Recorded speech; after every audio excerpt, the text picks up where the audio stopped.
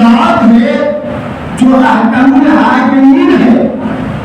خبر بھیجنے والا ذات وہ ذات ہے جو اکرم الاکرمین ہے.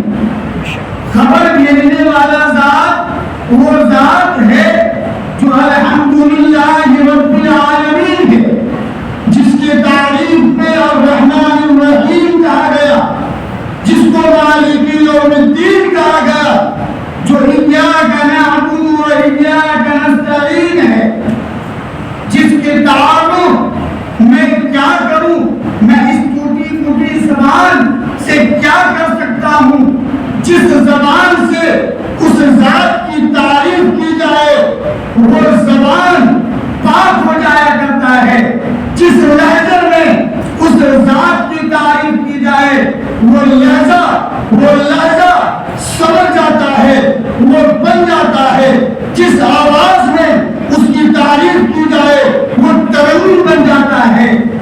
خبر بھیجنے والی ذات وہ ذات ہے جو خود اپنی تعریف کرتا ہے. وَفِي أَنفُسِكُمْ أَفَلَا تُبْصِرُونَ، جو کہتا ہے، جو اس بات کو جو واضح کرتا ہے، جو اس بات کی یاد دہانی کروانا چاہتا ہے، جو یہ کہتا ہے وَفِي أَنفُسِكُمْ أَفَلَا تُبْصِرُونَ، تم کیا ہو، تم اپنے بارے میں ذرا غور کرو، تم کیا تھے، تم تو ایک ناپاک پانی کے قطرے ہو، میں پاک ہوں، تم فانی ہو، میں باقی ہوں، تم عاجز ہو، میں بے نیاز ہوں، میں حاکم ہوں، تم محکوم ہو، تم تو ہر چیز کے لیے میرا محتاج ہو، تم ہر چیز کے لیے میرا محتاج ہو، میں کسی کا محتاج ہوں. وہ ذات خالق کائنات کی ذات ہے، وہ ذات اللہ رب العزت کی ذات ہے، وہ ذات جو رحیم ہے، وہ ذات جو رحمان. تو خبر بھیجنے والی ذات وہ ذات ہے جو ہم سب کا خالق اور مالک. وہ کون ہے؟ جس نے ہم سب کو وجود بخشا، جس نے ہم سب کو وجود بخشا. میں نے کہا دو نظام بنائے اللہ تبارک و تعالیٰ نے، دو نظام بنائے، ایک خبر بھیجنے کا اور دوسرا خبر پہنچانے کا. تو خبر بھیجنے والا ذات تو اللہ رب العزت کی ذات ہے، لیکن خبر پہنچانے والی ذات کون ہے؟ خبر پہنچانے والا ذات وہ ذات ہے جس کو اللہ تبارک و تعالیٰ اس دنیا میں پیدا نہیں کرنا چاہتا. دنیا میں پیدا کرنا جس ذات کو مقصود نہیں ہوتا تو ہم سب وجود میں نہیں آتے.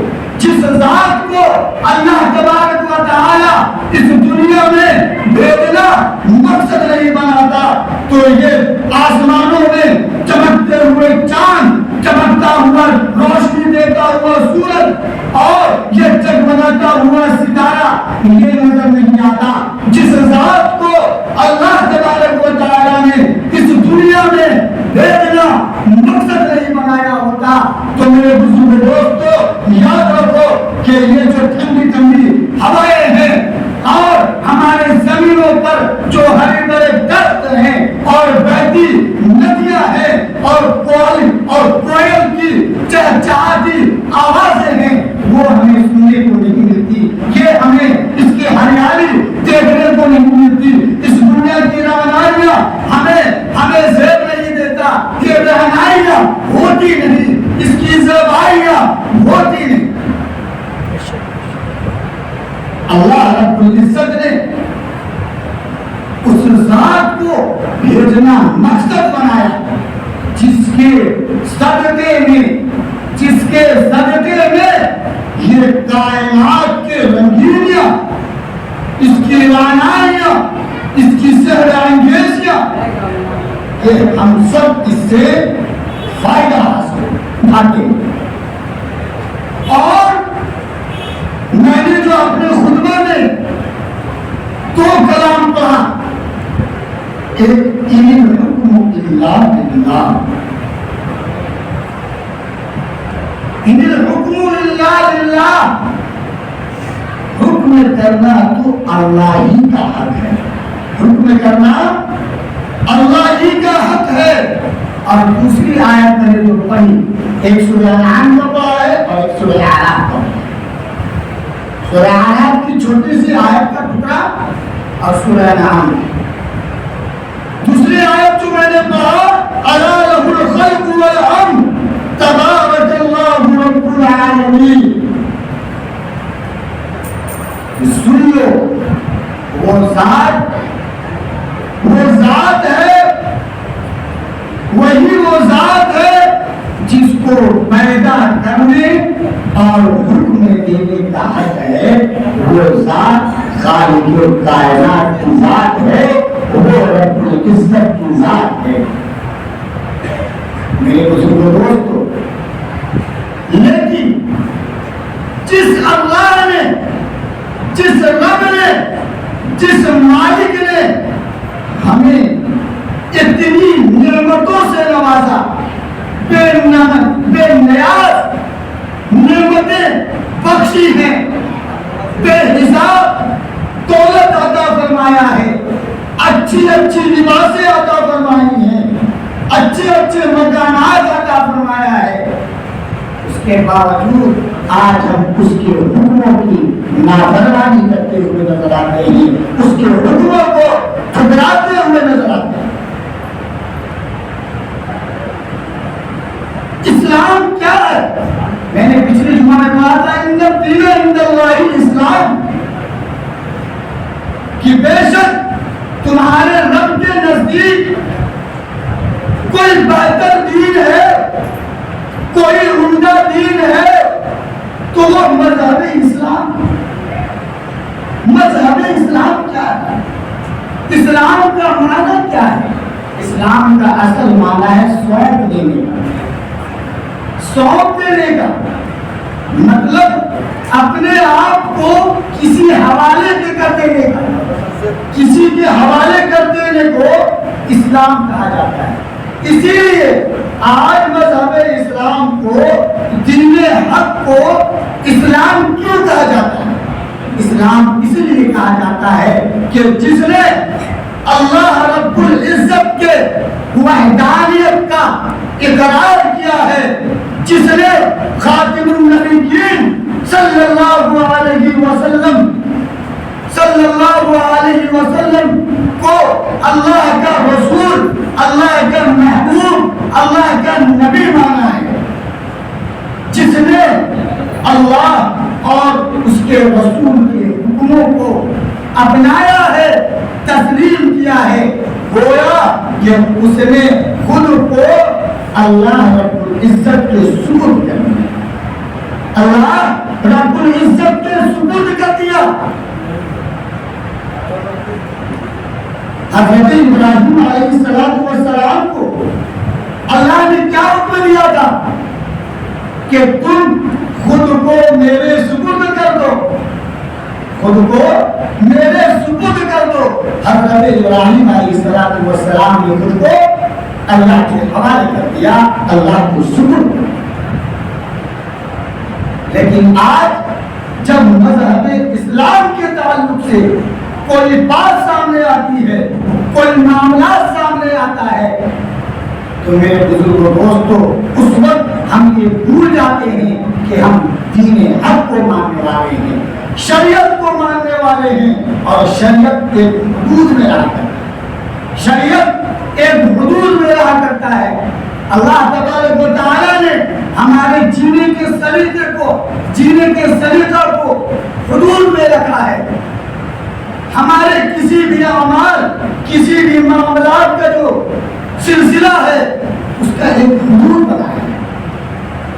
ہاں یہ ضرور ہے، یہ بات سچ ہے کہ جب کسی بھی معاملات یا کسی بھی سلسلے میں صحیح حکم کا حق کسی کو ہے تو وہ صرف اور صرف اللہ جل شانہ صحیح کا حکم کسی کو ہے تو وہ اللہ جل شانہ ہے۔ اس لیے کسی بھی معاملات میں اگر ہم دھیان دیں گے، غور کریں گے، تو ہمیں پتہ چلے گا کہ نفع اور نقصان کا مالک کون؟ اللہ۔ صحیح اور غلط کون جانتا ہے؟ اس کا علم کس کو ہے؟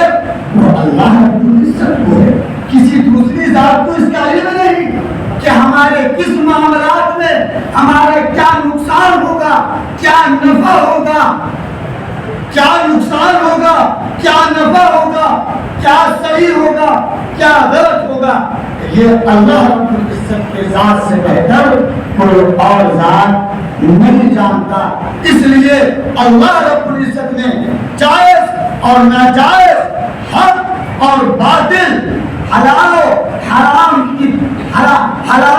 حرام کے تعلق سے یہ ارشاد فرمایا، ان الحکم الا للہ، حکم کرنا تو صرف اللہ کا ہے، کیونکہ وہ خالق ہے اور خالق ہی کا حکم اس کے مخلوق پر چلے گا، خالق ہی کا حکم اس کے مخلوق پر چلے گا، اور اسی کا بنایا ہوا قانون مسلمانوں کے لیے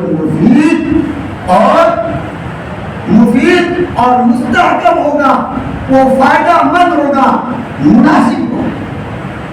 اس لیے تو اللہ رب العزت نے اپنے کلام میں اس بات کی بار بار وضاحت فرمائی ہے، ارشاد الہی ہے، الا لہ الخلق والامر، الا لہ الخلق والامر، پر سن لو کہ پیدا کرنے اور حکم دینے کا حق صرف اللہ کو ہی ہے، کیونکہ وہ خالق ہے، اور خالق اپنے بندوں کے ضروریات کو جانتا ہے، اس کے مفادات کو جانتا ہے، اس کے آنے والے حالات سے آگاہ ہے، کیونکہ وہ خبیر ہے، کیونکہ وہ بصیر ہے، کیونکہ وہ علیم ہے، کیونکہ وہ بے نیاز ہے، کیونکہ وہ عادل ہے۔ وہ اس بات کو جانتا ہے کہ قانون کا اصل مقصد کیا ہے۔ قانون کا اصل مقصد ظلم کو روکنا اور تقاضۂ انصاف کو پورا کرنا۔